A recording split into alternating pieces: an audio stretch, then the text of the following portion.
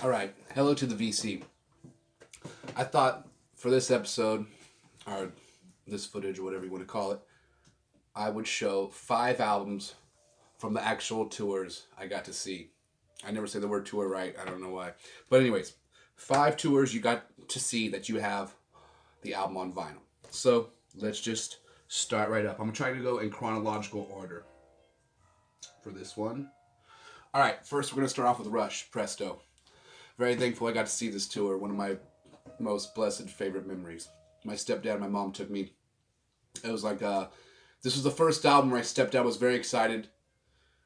Not the first album for my stepdad, but the first album I got to see the hype build up, and the album came out. We got the album at Warehouse Records in Santa Cruz, and got to go to the concert, and it was phenomenal. Blew my mind. And what the crazy thing was, the opening band, you're not going to believe it, was Mr. Big, with Paul Gilbert on guitar and Billy Sheehan on bass. And what's crazy, the band really, as a little kid, I was like, they're kind of, I was already more into different stuff. So they were a little too traditional rock for me. But Billy Sheehan came out and did a bass solo, and it floored everybody. It just, Paul Gilbert didn't come out there. No, they sent out Billy. And Billy basically, I feel like he saved the day as a little kid. Me and my stepdad were like, who's this guy in pink tights who just murdered his bass? Well, that was Billy Sheehan. So anyways, then Rush came out. It was amazing. I couldn't believe 3 people could make so much damn music. It was awesome. And so an album I have on vinyl, and I got to see the tour.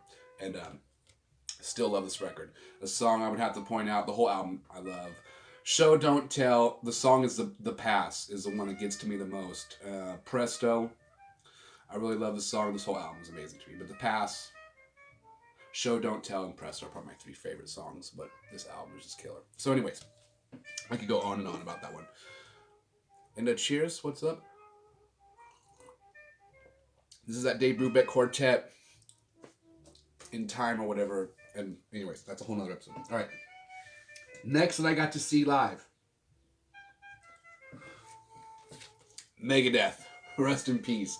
So stoked I got to see this tour. It was the first album with Marty Freeman.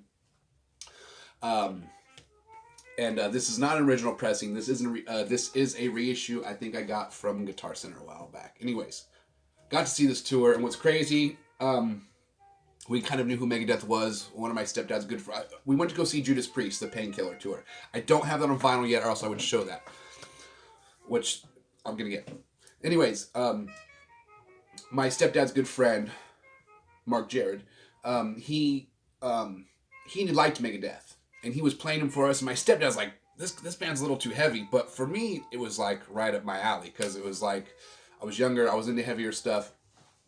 So anyways, we get to the Oakland Coliseum, and Testament was opening band. We just missed them, so I did not get to see Testament. I tell people, yeah, I went to a show where Testament played, and I didn't get to see it when I was a little kid. Totally a bummer. But we didn't miss any of the Megadeth set. The lights were on. They were setting up.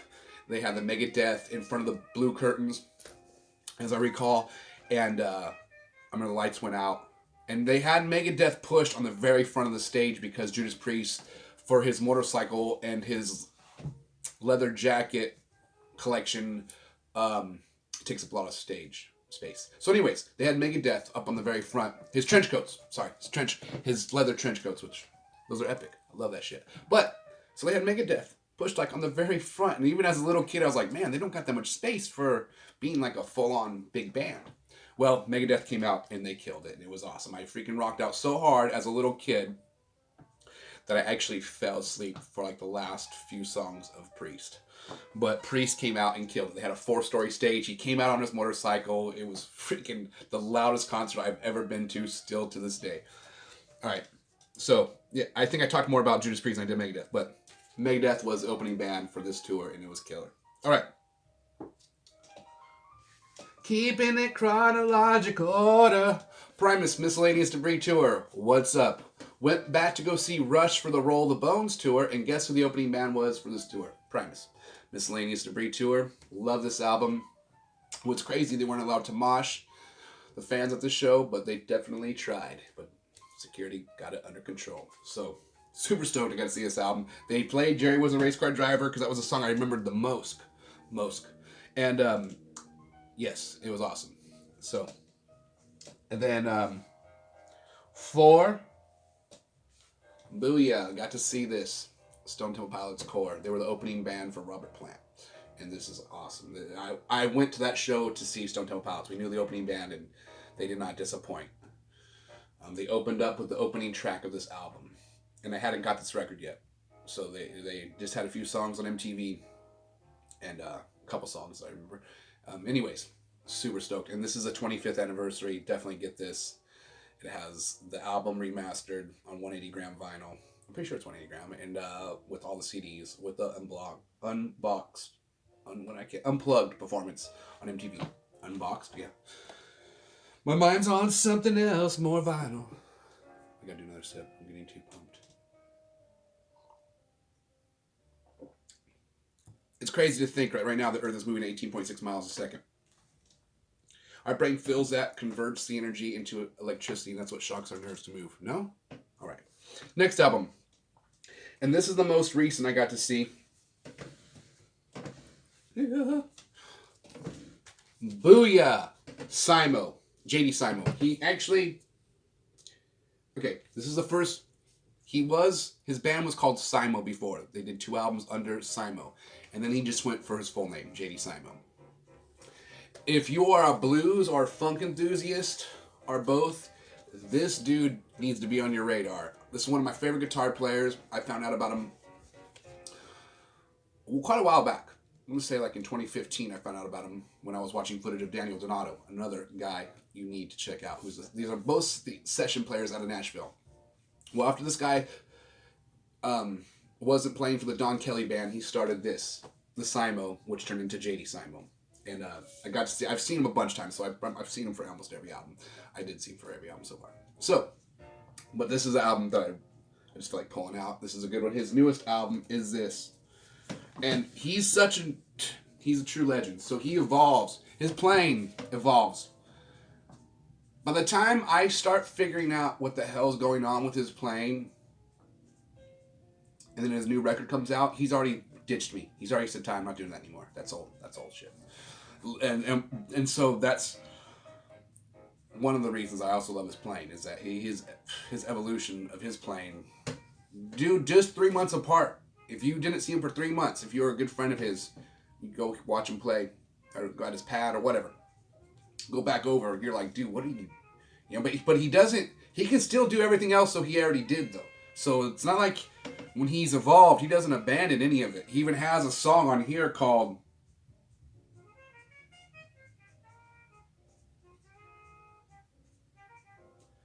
I can't remember which one it is, but it's a freaking instrumental chicken picking. And he doesn't chicken pick, but it sounds like he is.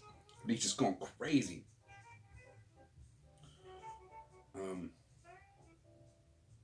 Anyways, gosh. But I've seen both of these tours, but I'm trying to stick with 5 albums. So anyways, JD Simo is a beast. Go check him out. He's one of the nicest people ever, too. If you get to meet him, very interesting person, and just most humble, generous person you'll ever meet. The first time I met him, I had brought my guitar, and he signed it. And he was like, "You sure you want me to ruin your?" I'm like, "No, dude, you are an epic guitar player." Then he was on tour in California. I flew from Texas. I was playing shows in California too, and on one of the nights I wasn't playing, I snuck out to go see him in San Jose, and he let me play his guitar. The dude is super nice, but his playing and singing and his songwriting, straight legend. So I need to do a whole episode just on JD Simo probably. But that being said, that's 5 albums that I have on vinyl that I got to see the tour of. Yo, what's up? You can plagiarize this shit. It's all good. I realized the VC, everybody's like, "Oh, Vinyl Community." I'm changing the name. I'm calling it the Vinyl Cult. Is that cool? What's up? What up, VC Vinyl Cult? Freaking, yeah. Yeah. Or wait. Yeah. I can't remember. I'm trying to come up with a cool little cult symbol for it. Because, you know what I mean? We're taking it to next level. No? Totally joking. That being said, you guys are awesome. I love all the episodes. I love finding out new channels. I love watching the veterans. I love watching the OGs. It's neat. Even I'm up and coming. now that I got 70 subscribers, I'm like, yo, Jake Paul, you can beat me up for like $20, or like at least like $500 for some money for record store day. No, anyway, so I'm new to the VC, but I've been collecting. You'll find out I can't talk because I get so excited about music. So I've been collecting for more than half my life. Since I was a little kid, I was collecting, but I know I was collecting. I was just a listener, and then into my late teens, I'm still a listener. But after it becomes a collection once you get like over. I feel like once you get over 4 milk crates, you're like, okay, something's happening here. You know what I mean? I'm getting a collection, even though you're not trying to become a collector. I'm just gonna ramble on. I'm drinking coffee. Just go for it. I totally forgot what I was. It's a loss. It's gone now. I know I went from Vinyl Cult to Vinyl Community. Oh yes, new episodes. I'm new to the scene. There's the originals, there's the OGs, and then you got like the Godfathers, the hierarchy of the Vinyl Cult, and we're not allowed to speak their names. I totally love making people laugh. Actually, I'm not even good at doing it, but I love making myself laugh when I see other people laugh. So maybe it's just for me. I don't know what's going on here. All right, that's it, guys. Like and subscribe. Thank you for watching. Stay positive. Play lots of music. Get bargain on vinyl. Get your holy grails. Do whatever you need to do to keep the positivity going and flowing. Later, guys. I don't know what else. I don't even know what else to say. Late.